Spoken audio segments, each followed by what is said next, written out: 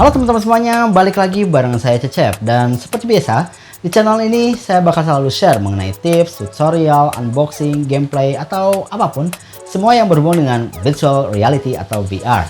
Dan di video kali ini saya mau ngasih tips lagi nih guys, mengenai gimana caranya biar kita nggak ngalamin motion sickness ketika bermain VR. Oke teman-teman, jangan kemana-mana, stay with me and let's begin. Motion sickness atau mabuk perjalanan adalah suatu sindrom yang terjadi sebagai respons terhadap gerakan nyata atau yang dirasakan oleh orang yang mengalami penyakit ini. Jadi kondisinya terjadi karena adanya ketidakselarasan atau ketidaksinkronan antara kerjanya sistem penglihatan, sistem keseimbangan, dan sistem meraba sentuh dalam tubuh. Jadi gak sinkron aja gitu antara apa yang dilihat dan apa yang terjadi gitu. Makanya otak kita jadi pusing sama mual. Nah, biasanya motion sickness di game VR itu suka kejadian kalau kita main game yang body kitanya gerak di VR tapi secara fisik body kita diem gitu. Nah, otak kita menganggap kita lagi jalan di VR tapi badan kita nggak gerak, aslinya nggak gerak. Jadi nggak sinkron, jadi pusing, jadi mual, akhirnya muntah deh. Nah, pusingnya nggak tanggung-tanggung cuy, bisa berjam-jam. Tapi nggak semua orang selalu ngalamin motion sickness ini. Jadi beruntunglah untuk orang-orang yang nggak pernah ngalamin motion sickness kalau main VR. Mereka nggak ngalamin motion sickness karena mereka punya VR legs yang kuat. Nah, apalagi itu VR legs? Nah, VR legs itu adalah istilah buat pengguna VR yang punya kemampuan baik dalam menyinkronkan antar otak dan tubuhnya. Waduh, mantap. Nah, gimana buat kita yang masih suka pusing dan ngalamin motion sickness ketika bermain VR? Nih, saya mau kasih caranya nih. Mau kasih tips gimana sih biar kita bisa nguatin VR legs kita. Biar nggak ngalamin motion sickness pas lagi main VR. Oke, yang pertama, cari game yang comfort ratingnya adalah comfortable. Terutama buat kita yang baru pertama kali main VR. Nih, kalau kita lihat ya di Oculus Store itu, setiap game atau aplikasi ada comfort rating. Nah, comfort rating itu apa sih sebenarnya? Jadi, itu tuh semacam rating buat game tergantung dari tingkat locomotion atau pergerakan body yang dipakai. Nah, di comfort rating itu ada 3 ratingnya guys, yaitu ada comfortable, moderate, dan intense. Nah, untuk para pemula, pilih game yang comfort ratingnya adalah comfortable. Nah, kalau udah kuat VR legs-nya, baru deh naik level ke level yang moderate. Terus naik lagi nanti ke level yang intense. Nah, di game yang comfort ratingnya intense ini biasanya lebih banyak gerak body kita dan bikin pusing gitu.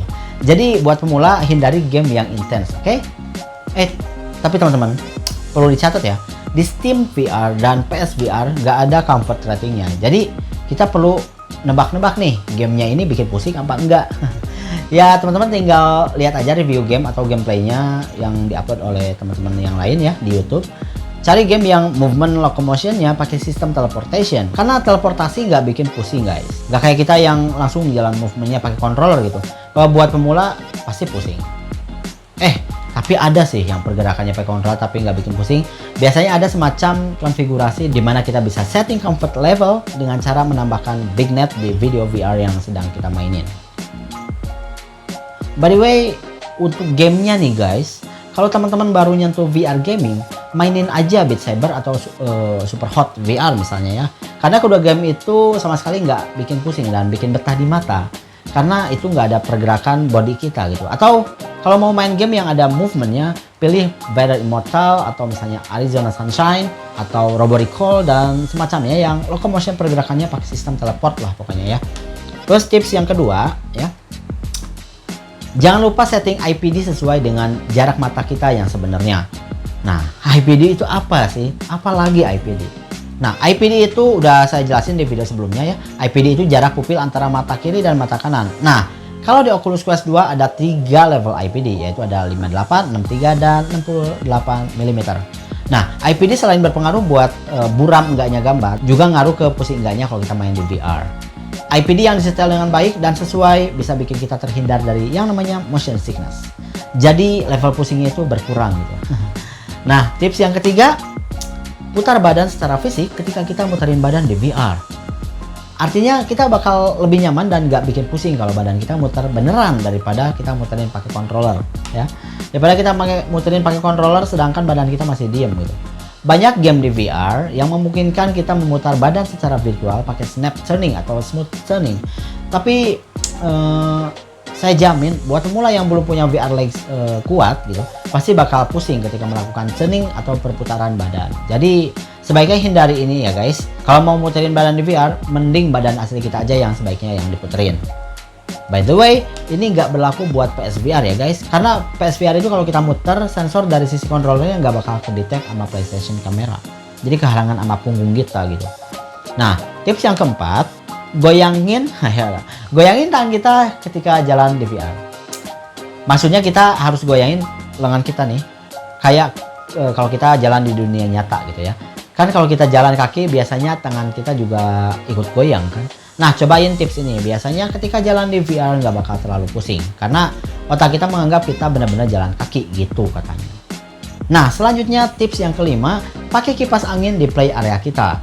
Ini serius teman-teman. Dan saya juga sering pakai gitu kipas angin kalau lagi main. Selain udara jadi lebih sejuk, kita juga ngerasa kalau badan kita itu kayak gerak gitu ya, alias nggak diem. Nah, kalau di game terbang misalnya nih, kita bakal ngerasa terbang beneran karena ada angin yang nyembur ke badan kita gitu teman-teman.